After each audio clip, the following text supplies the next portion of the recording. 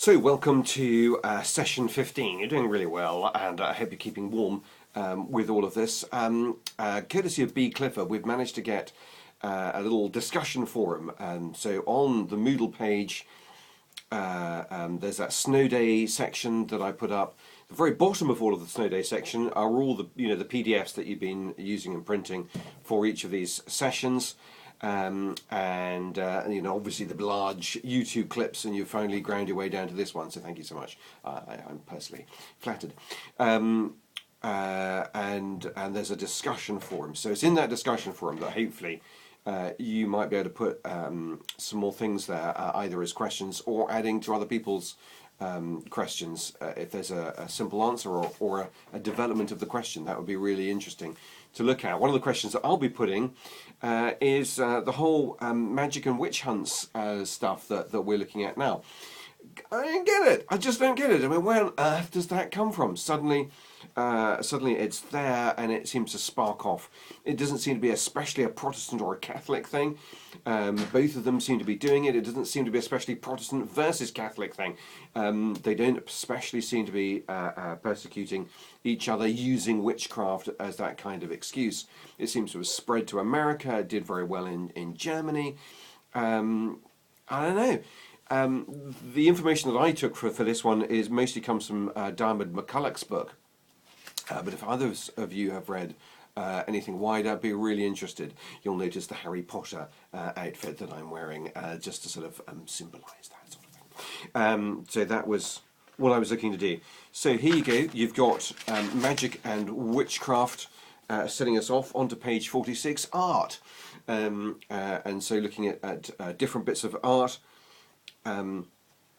Those of you who are doing the cathedral thing, as you go around and you look at the different bits of art, I hope this will really stick out. You'll see art that is symbolic, and you'll see art that's quite realistic in how it's portrayed, and you'll see this gorgeous golden Baroque stuff that's referred to here, and its sort of glitziness. That's pretty exciting. We see it again, I think, later on with, well, we'll come to sort of a new Gothic revival in architecture. We might touch on later on. But here you've got sort of the Rembrandt paintings where light is terribly important and symbolic in what light is doing. And just in the printouts, you've got these three pictures. William of Orange. All right, that was going to happen, wasn't it? I mean, just accept it. Just to remind you, okay, so we've come from Elizabeth I and her settlement, her establishing of the Via Media in the Church of England, and we went from there into James I. James I gives us our King James Bible. Thank you very much, James, for that. Then along comes Charles I. Charles I, he gives us our Civil War, and then gets beheaded. So thank you very much, Charles, for your contribution to that. His son then brings us the BCP. We kind of already had it, courtesy of Thomas Cranmer, but it's been slightly polished up, so that in 1662, which is why it's sometimes called the 1662 Prayer Book, we get ourselves our BCP. Thank you very much to Charles. Then comes James.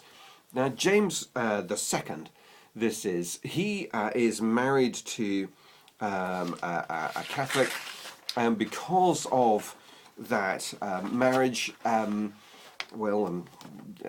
basically his own attitude to all these sort of things, there's a wave of unpopularity about him, resulting in a desire to bring in a Protestant king, and they go in search and they find William of Orange, William and Mary, and so they come over and reign, known as the Glorious Revolution, because nobody dies. And that sounds like a pretty good revolution if you're going to have one.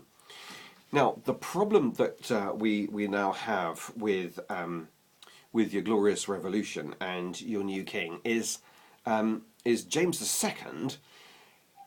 He gets to flee.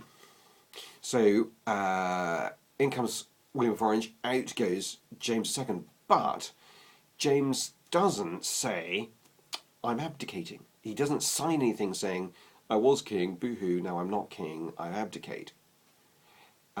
He's still king, he just runs away. So, William of Orange and Mary, they become king and queen. Here's the problem. When you become a vicar, a reader, you will swear, but amongst your swearings will be, I do swear that I will be faithful and bear true allegiance to Her Majesty Queen Elizabeth II, her heirs and successors.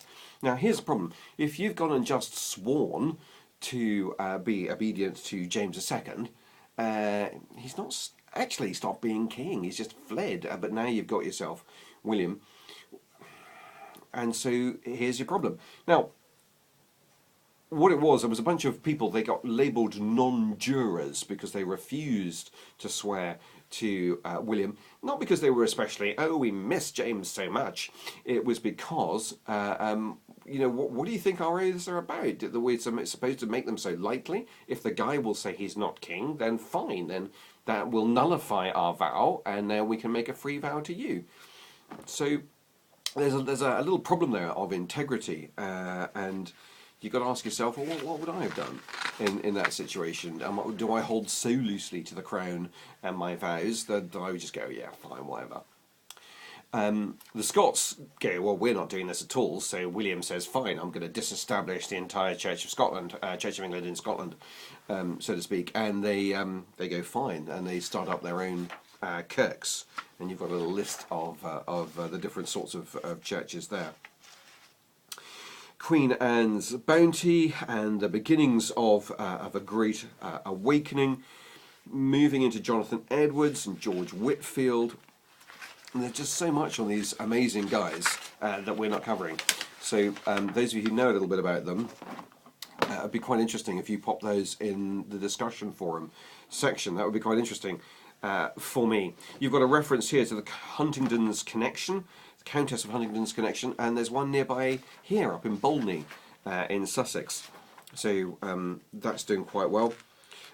Stuff again on John and Charles Wesley and Methodism. Now the problem, and it turns out to be a problem that we still have today.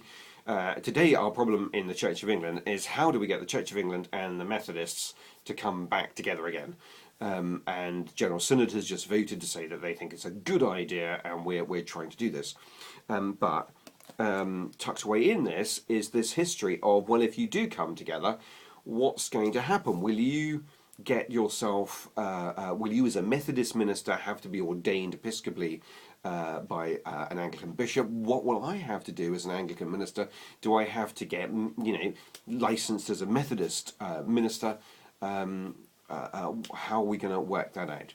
Now there's an ever so slight touch of, just grow up, that we need to do here and get over our initial problem. There will be a sort of a generational moment as we get through that, and then hopefully Methodists and Anglicans will be able to work together again.